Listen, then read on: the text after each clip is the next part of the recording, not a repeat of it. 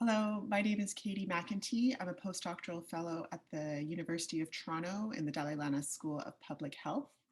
And I am recording today from Takaranto, the traditional land of the Huron-Wendat, the Seneca, and the Mississauga of the Credit.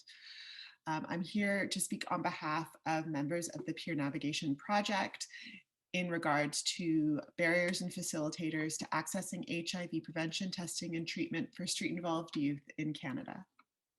So in 2019, there were over 21,000 new HIV infections reported in the country.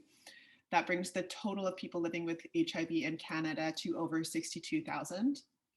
And the rates of HIV infection among youth aged 15 to 29 has remained relatively stable over the last several years, but this is actually quite worrisome given the advances that we've made in HIV as prevention, or HIV treatment as prevention, I should say, as well as prophylactics like PrEP and PEP. So with these treatment advancements, we would have expected the rates of HIV to actually decrease amongst youth. Street-involved youth in particular are at increased risk of HIV and AIDS due to several activities that are often associated with being street-involved or homeless. These can include, for example, being involved in sex work, injection drug use, as well as high-risk sexual activities.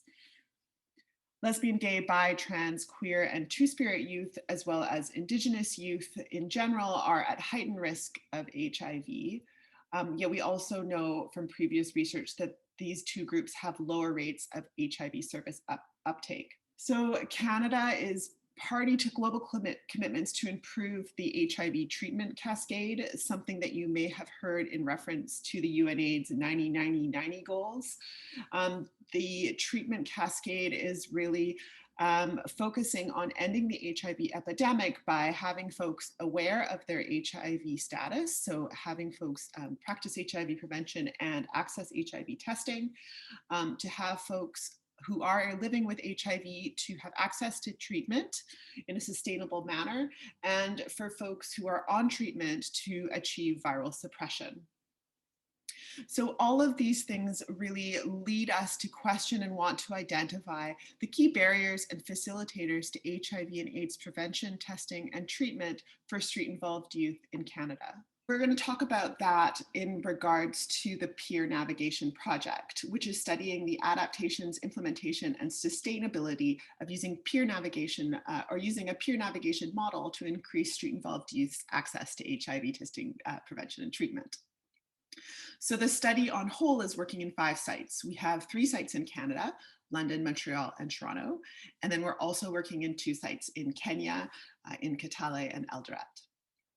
And then when we're talking about street-involved youth, we're talking about the study's target population, which includes youth aged 16 to 29 years, who self-identify as experiencing homelessness upwards of 75% of the last month. And in Montreal and Toronto, we're focusing specifically on youth who are lesbian, gay, bi, transgender, queer, or two-spirited, or LGBTQ2S. So the peer navigation model that we're looking at is based on the work coming out of Katie, a Canadian-based HIV and AIDS organization. And in 2018, they put out evidence-based practice guidelines for implementing peer health navigation in Canadian contexts for folks living with HIV. And they note that adaptations will be necessary to apply the guidelines in particular and heterogeneous contexts. So today I'm going to focus on the results of our phase 1 data collection of the Peer Navigation Project. So that was to identify the acceptability, feasibility, and adaptations in preparation for implementing the peer navigation model across study sites. So identifying barriers and facilitators to street-involved youth access to HIV prevention, testing, and treatment was a large component of this phase of the study. And we used different methods to ascertain these barriers and facilitators. We had key informant interviews and focus group discussions.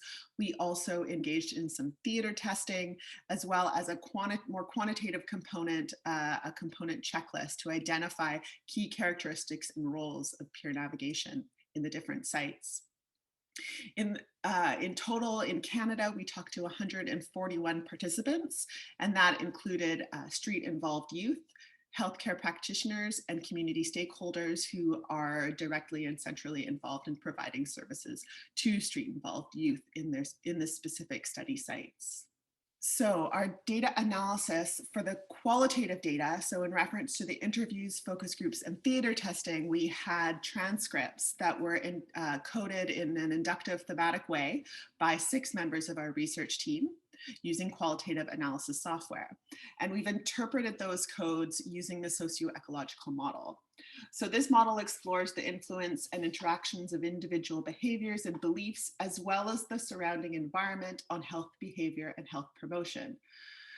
In particular, we looked at 5 levels of the socio-ecological model, the most outward level being social, and then moving in, we looked at institutional, policy, community, and individual components that might influence individual behavior and population outcomes. We identified barriers and facilitators to street-involved youth access to HIV services throughout the coded data at all levels of the socio-ecological model, with the exception of facilitators at the societal level.